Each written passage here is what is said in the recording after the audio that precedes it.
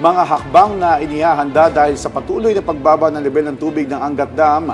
Ating alamin kasama si National Water Resources Board Executive Director Sevilio David Jr. Director David, magandang tanghali po. Welcome sa Bagong Pilipinas ngayon.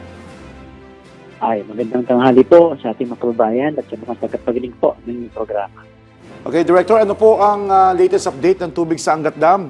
At ano po ang pangunahing dahilan ng patuloy na pagbaba nitong mga nakaraang linggo? Although nakakaranas tayo ng mga pag-uulan. Opo, no? Sa ngayon po, patuloy pong bumababa ang level po ng Angat Dam. Pero ito pong nakarang araw, ito pagdating ng habagat po ay bahagya pa umakyat. No? Pero sabi nga ho natin, nasa 156.07 meters po yung umaga. No? So umakyat po siya ng kakaunti mula po kahapon.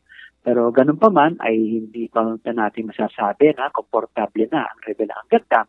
Kasi sa kasalukuyang level, ito pa rin po yung sinasabi natin lowest na level po na naranasan ng Angat Dam mula pa ho nung mga 2010. No? So sa kasalukuyan ay wala pa ho masyadong mga pag-ulan na nararanasan doon sa watershed, na naging dahilan na rin ho na hindi pa masyadong nakaka-recover at umaasa po tayo itong mga susunod na araw, itong epekto po ng habagat ay makapagdulot ng karampatang ulan para po magsimula na itong makarecover.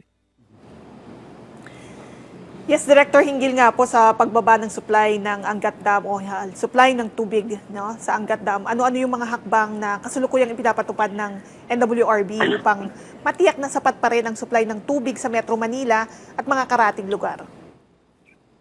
Opo, no?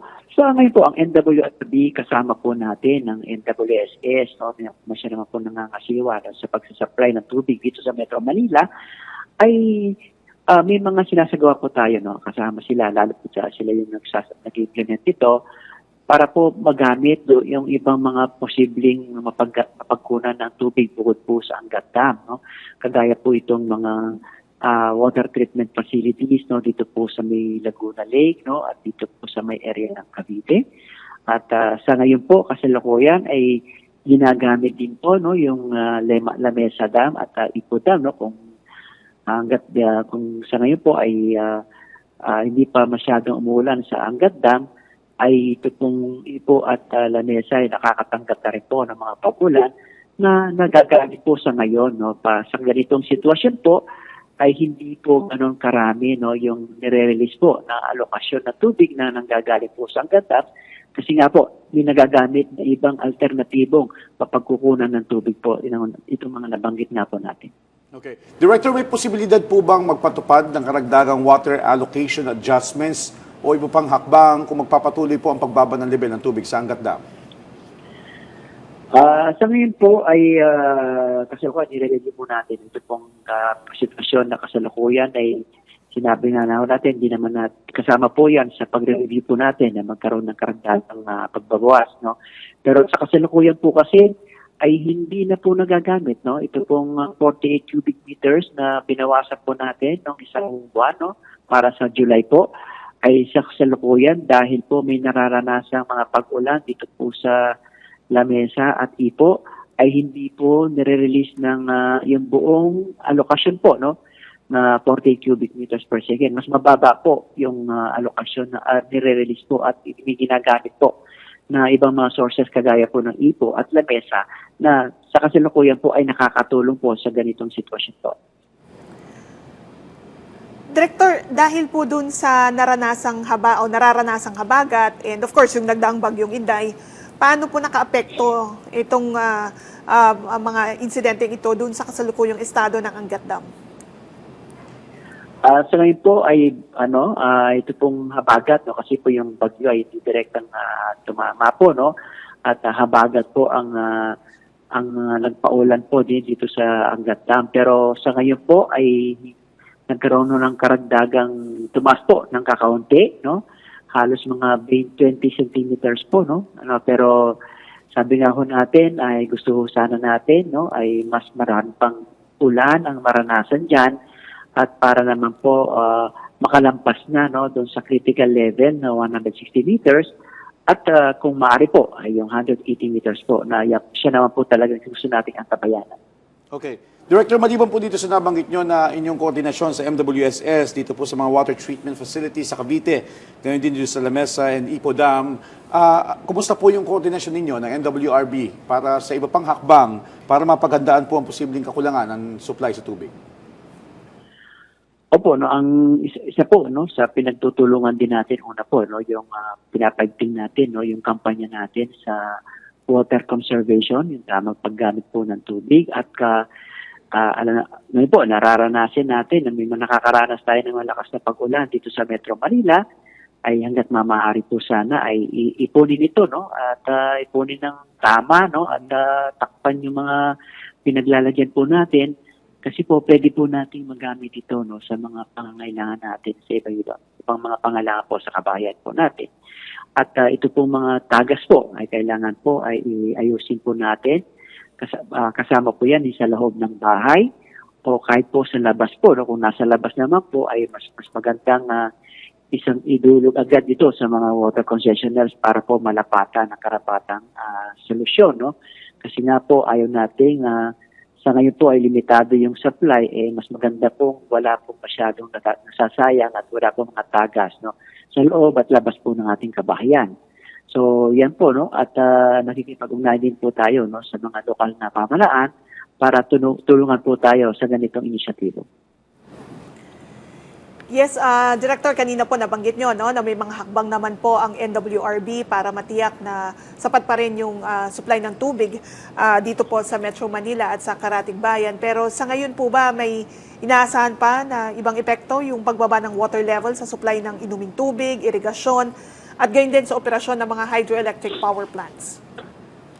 Sa ngayon po, no, yung pong dahil mababa po ang level ng ganda, ay wala ho munang release no para po sa irigasyon at pinaprioritize po natin ang water supply sa Metro Manila po. No? So yan po yung naging epekto no, ng medyo mababang level po ng ganda. Kaya po yun po yung umasa tayo na sa madaling panahon po ay makarecover siya. Isa pa kung kailangan natin tingnan dito ay yung pangamba ng El Niño po no, na sinasabi nga ako na pag-asa ay baka yung epekto po nito ay maramdaman natin bago magtapos ang taon hanggang sa susunod na taon po ng 2027. Isa rin po ito ay sa pinaghahandaan po natin. Kasi nga po, gusto natin sa ngayong panahon ay medyo nag-uulan, ay mas maganda po makarecover or mapunuan no, yung mga dams po natin para mapagandaan itong posibleng maging epekto ng El Niño bago magtapos ang taon hanggang sa susunod na taon, na isa pong magiging impact po ng very strong to strong El Niño ay yung medyo magkakaroon po ng kabawasan sa mga pag-ulan na mararanasan po natin. Okay. Director, sa kasalukuyan po, ano-ano po mga programa o proyekto ang isinusulong ng NWRB para mas mapalakas at mapatatag pa natin yung seguridad ng supply ng tubig at mabawasan ang pagdepende sa mga dam?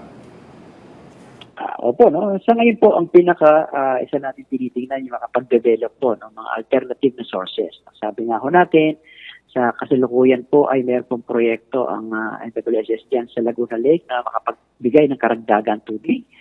At sabi nga ho natin, itong sa may Marikina po, yung Upper Wawa, no? Sabi nga ho natin, isa rin po talaga sa solusyon no, ng water supply, seguridad supply ay kung pwede po nating ma-impact, no? Yung mga tubig ulan, no? So may mga dams pa pong ginagawa diyan, no? At magiging operational na po ito bago magtapos ang taon. So ito po yung medyo magandang inisyatibo po, no? Sa kasalukuyan kasi nga po pag ito ay nag-operational ay medyo mapapaghandaan po natin yung posibleng epekto ng El Niño bago magtapos po ang taon dahil may mga karagdagang sources po tayong made-develop. Yes, Director, ano po yung inyong maipapayo naman sa publiko upang makatulong sa pagtitipid at wastong paggamit ng tubig habang patuloy na bumababa ang level ng Angat Dam? Opo, no, ang umapila po tayo sa mga kababayan po natin at tulungan po tayo sa kasalukuyang sitwasyon po natin at di pa ho nakaka-recover no, yung mga dams po natin. Mas magandang magtipid po tayo, no, mag-recycle no, hangga't maaari po. No, kung may mga pagkakataon, mag-recycle at mag-ipon po ng mga tubig ulan at yun po mga paggamit natin na medyo bawas-bawasan po kagaya po ng mga pag-shower, kung maaari po sana bilisan ho muna habang para po makatulong sa mga pangailangan natin sa tubig, lalo po yung tubig na nanggagaling po sa mga dams po natin, kagaya ng angkat. Alright. Director, kumpirmay namin, ano ba mas tipid na gamitin? Yung pag-shower o yung gumagamit ng timba at tabo? So ngayon po ay yung shower kung medyo ano po, pero mas maganda at bilisan po, no? Medyo mabilis, no? Yung sa tabo po, ay maganda rin naman yan, pero kung hindi po maiwasan na mag-shower, mas maganda bilisan po. Mas mabilis ang oras po. Well, on that note, maraming salamat po sa inyong oras, NWRB Executive Director Sevilio David Jr. Maraming salamat po at magandang tanghali po.